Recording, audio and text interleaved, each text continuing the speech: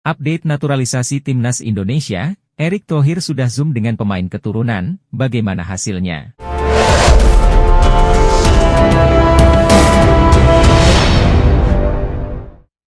Erick Thohir memberikan update terbaru mengenai naturalisasi pemain untuk Timnas Indonesia. Ketua Umum PSSI itu mengaku sudah melakukan konferensi video lewat Zoom dengan sejumlah pemain keturunan. Sudah, tapi beberapa pemain keturunan ini, mereka kan untuk bergabung ke Indonesia harus memastikan serius atau tidak, ujar Erick Thohir di Jakarta, Selasa, 20 Februari 2024. Sebelumnya, Erick Thohir memang berencana berkomunikasi dengan sejumlah pemain keturunan, namun, nama-namanya masih dirahasiakan. Nanti namanya belakangan, kalau sudah datang dan salaman, mudah-mudahan masuk, kalau sekarang gosip dan rumor dulu gak apa-apa, katanya menambahkan. Erick Thohir tidak ingin sembarangan menaturalisasi pemain, sebab, pihaknya mempunyai kriteria untuk pemain diaspora yang diproyeksikan membela Timnas Indonesia. Nanti kalau sudah ada dan kami confidence, kami undang datang ke sini, baru target. Jadi, daripada membaca rumor-rumor pemain ini dinaturalisasi, pemain itu enggak, imbuh Erick Thohir. Kami mempunyai standar, kami tidak mau asal menaturalisasi pemain, tutur mantan pemegang saham Inter Milan pada 2013 hingga 2018 tersebut. Sejauh ini, Erick Thohir telah menaturalisasi 4 pemain keturunan. Keempatnya adalah Ivar Jenner, Rafael Struijk, Justin Hubner, dan Jay Itzes.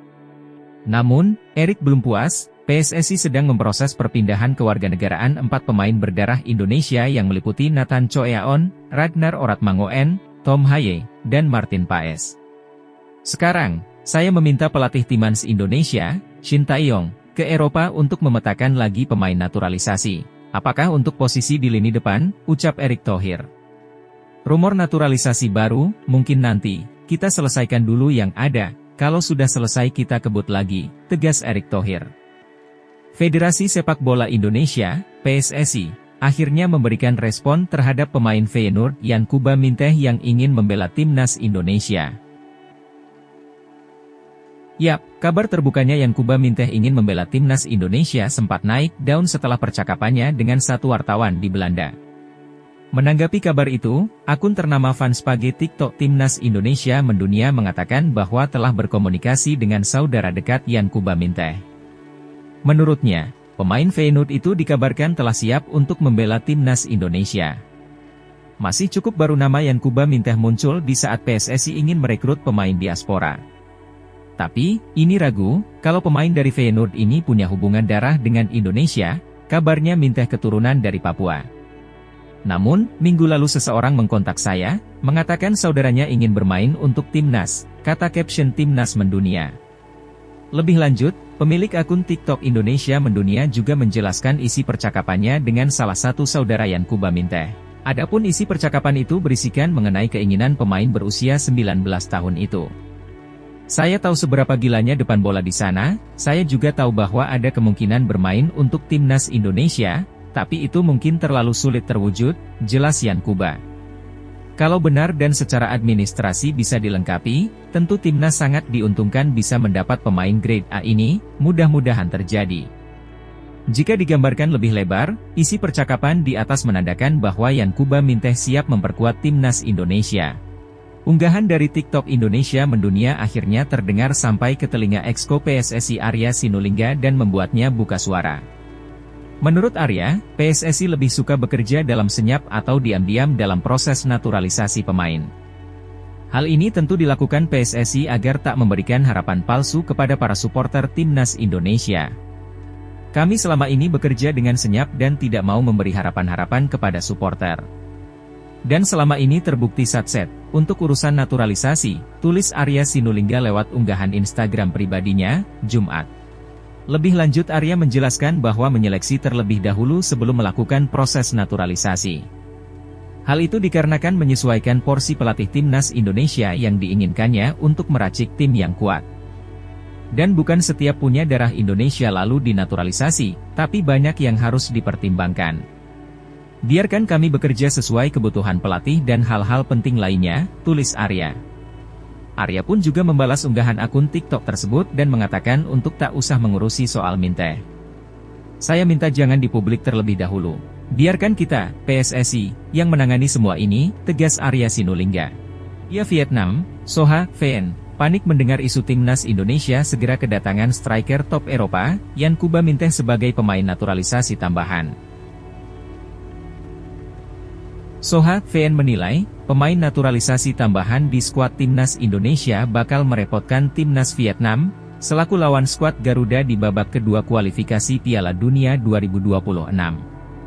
Ketua Umum PSSI Erick Thohir pun mengindikasikan akan Yetis mendatangkan pemain naturalisasi tambahan. Diharapkan, pemain naturalisasi tambahan ini dapat memperlancar jalan timnas Indonesia melaju jauh di kualifikasi Piala Dunia 2026 zona Asia. Kembali, kita memerlukan 2x11 pemain tim senior yang sama levelnya, kalau kita mau terus lebih baik lagi karena kompetisi akan makin tinggi, kata Erick Thohir kepada awak media. Pertandingan, kualifikasi Piala Dunia 2026, akan makin berat, semua negara juga ingin tampil di Piala Dunia, karena ingat, jatah Asia kan 8,5, siapa yang enggak pengen lolos Piala Dunia 2026, tambah mantan Presiden Inter Milan ini. Untuk Yan Kuba Minteh, pemain yang mentas di Liga Top Eropa, baru-baru ini membuat pernyataan yang cukup mengejutkan.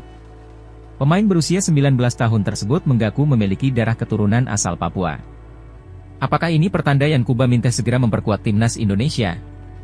Indonesia menaruh harapan besar agar tim nasional mereka bisa mengungguli lawan-lawannya, termasuk tim Vietnam, karena bakal menambah bintang dari Eropa, tulis Soha dalam artikel yang mereka buat. Federasi Sepak Bola Indonesia berencana menambah bintang naturalisasi asal Eropa untuk melengkapi timnas berlaga dalam waktu dekat, termasuk kualifikasi Piala Dunia 2026, lanjut Soha. Jika nama-nama di atas benar bergabung, kekuatan timnas Indonesia diprediksi jauh lebih kuat ketimbang sekarang.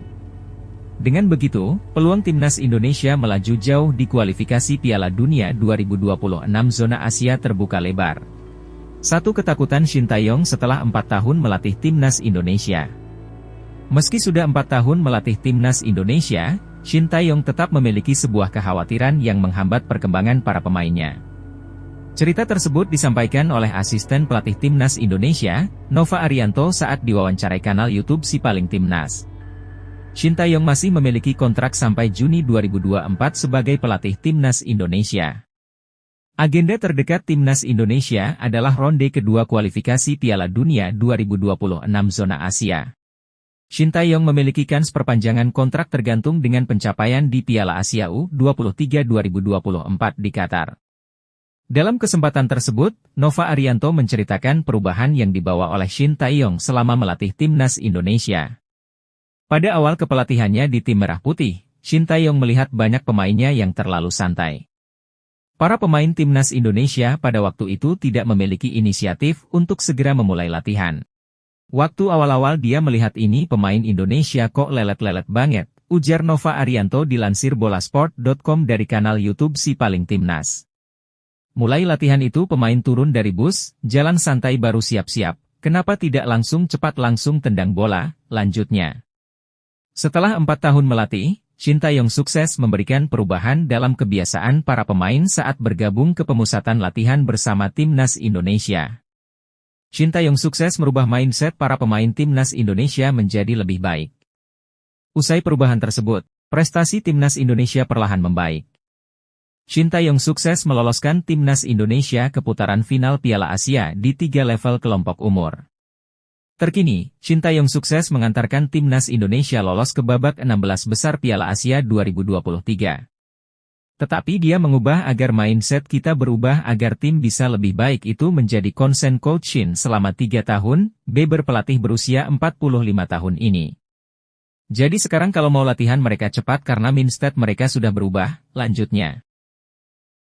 Pelatih 53 tahun tersebut takut para pemain usai melakoni pemusatan latihan bersama timnas Indonesia dan kembali ke klub. Pelatih asal Korea Selatan tersebut takut para pemain bakal kembali ke kebiasaan lama saat bersama klubnya masing-masing. Akhirnya, Shin Tae-yong harus memulai perubahan dari awal saat mereka kembali ke pemusatan latihan timnas Indonesia. Yang ditakutkan Coach Shin adalah saat kembali ke klub, kembali lagi, kebiasaan, itu, ujar Nova. Itu yang disayangkan Coach Shin, jadi kenapa di tim nasional kita harus bentuk lagi, karena itu harusnya di klub, jadi di timnas tinggal melanjutkan saja, tegas Nova. Pesan penting dari Ketua Umum PSSI untuk para pecinta timnas Indonesia. Pencinta timnas Indonesia dilarang mengotak-ngotakan pelatih tim nasional berbagai level usia. Permintaan itu dilontarkan oleh Ketua Umum PSSI, Erick Thohir. Saat ini, Timnas Indonesia dan U23 dipegang oleh Shin Tae-yong, Timnas U20 oleh Indra Syafri, dan Timnas U16 oleh Nova Arianto. Sementara, Bima Sakti yang notabene arsitek Timnas U16 dan U17 pada 2019 hingga 2023, menjadi asisten Indra Syafri di Timnas U20. Erick Thohir tidak ingin ada perbandingan antara Shin Tae-yong dengan Nova, Nova dengan Indra, hingga Bima Sakti dengan Indra Syafri. Jangan dikotomi Coach Nova dengan Coach Shin Tae-yong, Coach Nova dengan Coach Indra Syafri, Coach Bima Sakti dengan Coach Indra Syafri. Tidak mau, ujar Erick Thohir. Sepak bola Indonesia tidak boleh dipecah-pecah seperti itu, jelas pria yang juga menjabat sebagai Menteri BUMN RI tersebut. Erick Thohir sebenarnya menunjuk Indra Syafri untuk bertugas di Timnas U16, namun yang bersangkutan mendelegasikan Nova karena masih fokus dengan Timnas U20.